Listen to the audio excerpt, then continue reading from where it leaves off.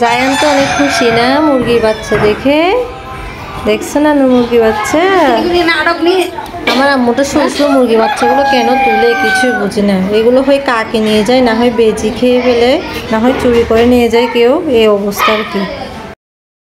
বৃষ্টি আসতেছে, বৃষ্টি। আচ্ছা কিরে, গাছে তো একটা ডাবও নেই। মানে কি বলবো, আগে এত ডাব এত নারকেল ছিল আমাদের। আমার দাদু মারা যাওয়ার পরই মানে সবই শেষ। ডাবই হয় না গাছে, কাঠবিড়ালি সব খেয়ে ফেলে।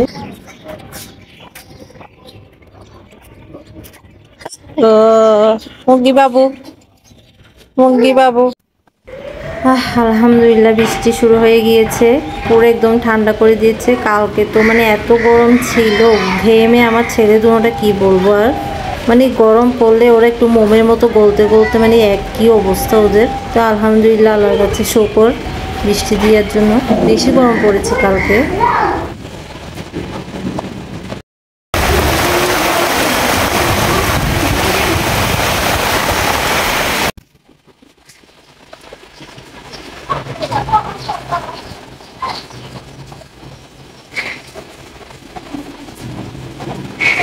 ওইদিকে দেখছেন, এখানে কিন্তু পানি উঠে যাবে একটু পর। এখানে ভাড়াটে অনেক কই মাছ পাই, মানে আমাদের দিঘি থেকে আসে কই মাছগুলো। আগে আমাদের এখানে এখানে পর্যন্ত পানি উঠে যেত নিচে। যে আমার মুরগিগুলোকে ঢুকিয়ে নিচ্ছে। তবে এখন আর পানি ওঠে না, তবে ভাড়াটিদের ওই পাশে ওখানে ওঠে, কারণ আমাদের সামনে অনেক বড় একটা দিঘি আছে।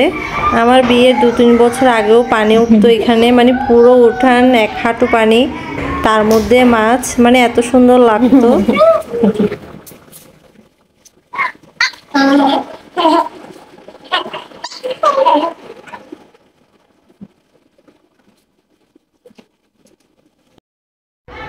আমার লক্ষ্মী ছেলে দুটোটা দেখেন, ওদের সাইকেল চালানোর জায়গা হচ্ছে এটা। এই ডাইনিং টেবিলের চারপাশে ঘুরবে এভাবে সাইকেল নিয়ে। এই রান্নাঘরটাই হচ্ছে ওদের সাইকেল চালানোর জায়গা। মানে আর কোথাও যায় না, বলি বাইরে গিয়ে চালাও, উঠানে চালাও, বলে কি না ওখানে গরম লাগবে, ঘেমে যাব। বলছে আমরা বাসায় চালাবো। যাচ্ছা চালাও তাহলে। জায়ানকে দেখেন মাথায় কি দিয়েছে আবার। তা আমার বড় ফুপি কাঁঠাল পাঠিয়েছে, এই যে দেখেন। ওদের কাঁঠালের কথা আর কি বলবো, পাহাড়ি এলাকায় মানে কাঁঠালগুলো এত মজা, এত মিষ্টি হয় কাঁঠালগুলো। কাঁঠাল খাবে, কাঁঠাল খাবে, কাঁঠাল খাও না একটু করে। আমার আবার বেশি শক্ত কাঁঠাল, বেশি নরম কাঁঠাল ভালো লাগে না, এরকমই ভালো লাগে। খুবই মিষ্টি ওদের কাঁঠালগুলো। আমার বড় আমি এসেছে, এই যে। আমরা আসলে সবাই এখানে রান্নাঘরে বসে থাকি সব সময়, কারণ আমাদের এখানে কেউ আসলে রান্নাঘরে ঢুকে, আমাদের রান্নাঘরটা এত বড়, ড্রয়িং রুম আর যাওয়ার প্রয়োজন হয় না। সবাই এদিকেই মানে খোলা থাকে, এদিকেই ঢুকে যায় সব মেহমান।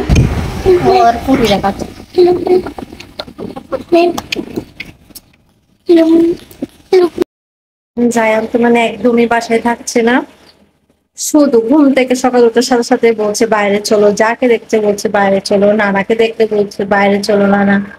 এই যে দেখেন এখন বাইরে যাওয়ার জন্য ব্যবস্থা করছে।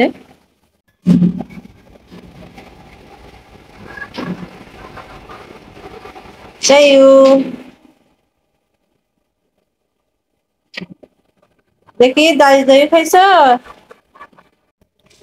আম্মু আজকে শুটকি দিয়ে পটল দিয়ে রান্না করেছে। আমার অনেকদিন ধরে ইচ্ছা করছিল এরকম খেতে, কিন্তু আমাদের বাসাতে সবসময় ভাজি, পটল ভাজি, সবকিছু ভাজি করা হয়, এরকম শুটকি দিয়ে রান্না করা হয় না। আজকে খাবো শুটকি দিয়ে পটল। আম্মুর হাতের সব রান্না মাশাআল্লাহ খুবই মজা, যেটাই রান্না করুক না কেন খুবই মজা আমার আম্মু। পটলটা কিন্তু খুবই ভালো হয়েছে শুটকি দিয়ে, খেয়ে নি।